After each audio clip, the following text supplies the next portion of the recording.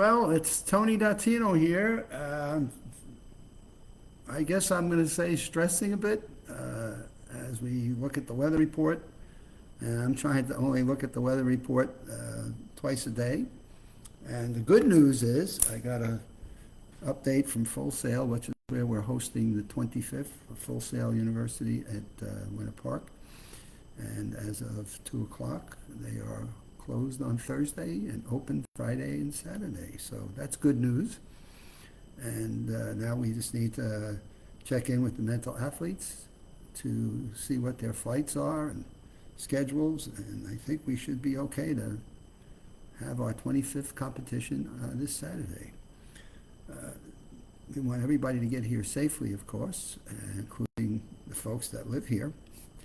And so we'll be watching for the storm and the updates. Right now, the winds are picking up a little bit. We had a little bit of a shower, and then it stops, and then the sun comes out.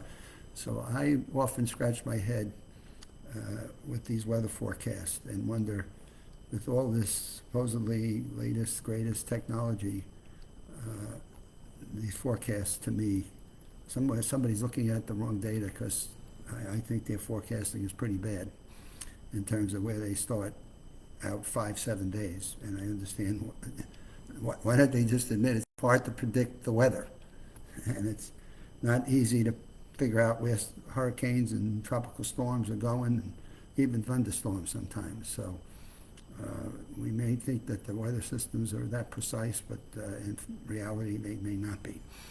But in any case, we have 12 people set to go, and we now need to make sure that they're all on board. Of course, we have our events all set. We have our long-term memory questions are all ready to go. They've been given information on our national parks. And let me just... Hello? Can I call you back in a few minutes? Good.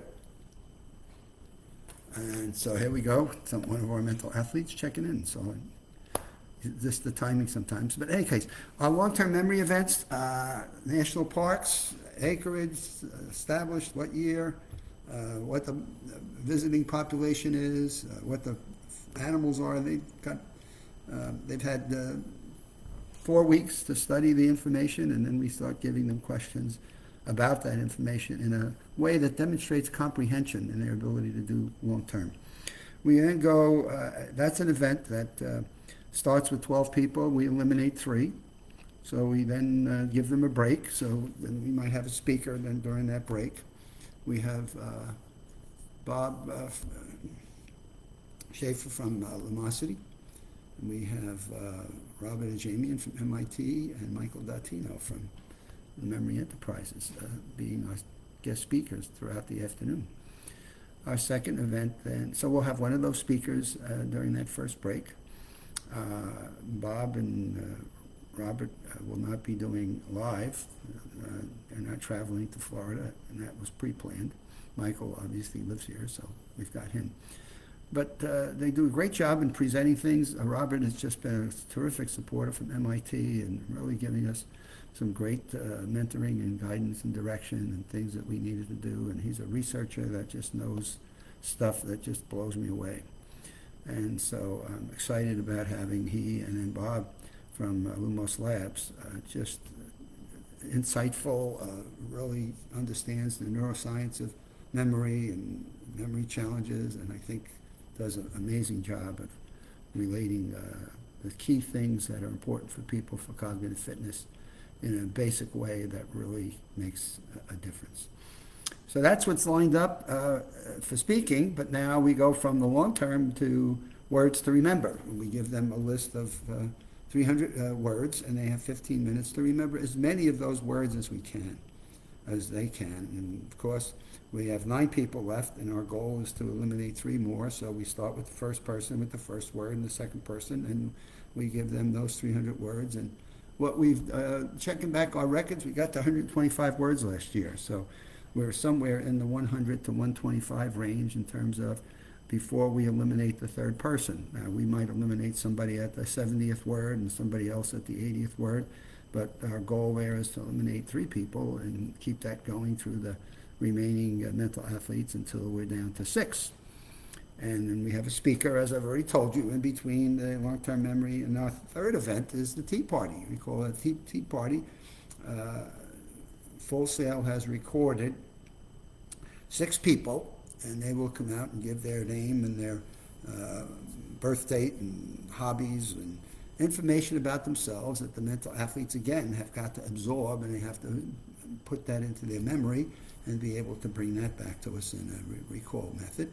And we, again, go through the first person, and we bring out, each person gives their information, and then they go off stage, and we randomly bring them back out, and the mental athletes need to start with the name and the phone number and address and hobbies, and we look to eliminate 3 people in our Tea Party event.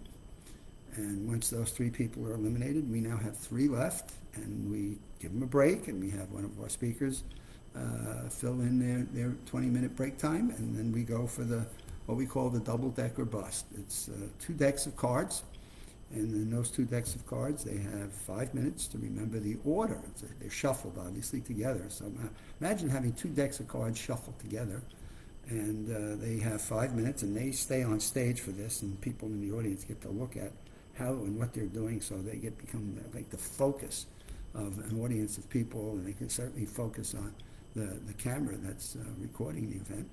And they have 5 minutes to remember that, and we start first, second, third, until you are eliminated. You can't recall a card. You stay in the game until we're down to 1 person, and we're getting better and better at this. The mental athletes are getting better and better at this, so now we're at the point where we're ready to go with additional decks of cards in the event that they get through all 104 cards, and we don't eliminate 2 people. So our mental athletes are challenging us in terms of running a timely event and running one that's fair to all of the mental athletes. And they are challenging us over and over again to prove that they have something that they can do that's extraordinary and demonstrates to people across the country that memory is a skill. And you can learn this skill, and you can improve that skill no matter what your age is. And to that degree, that's what this competition is all about, to show people that there are things that you can learn, there are skills that you can practice, and then you want to be able to apply them and then make a difference in your life. And so it's all good, and it is hard for me to believe that this is 25 years. I can think back to the first event we did in the Manhattan 57th Street and near Times Square and Park Central Hotel, and we had our very first competition. So it's crazy, but here it is, ready to go, and we got to wait for Helene to go by us and hopefully be safe, and everybody's ready to get here Friday night and ready to go Saturday at noontime. And the event will be recorded, and you'll be able to see it on Sunday. So stay tuned with the USA Memory. It's YouTube, USA Memory Championship, also USA Memory Championship website, and we'll keep you up to date with everything going on. And as soon as we get this event done, then we start planning for a celebration of 25 years up at MIT on November the 10th. So that's where we're at. You have a good afternoon, and we'll see you back here on Friday.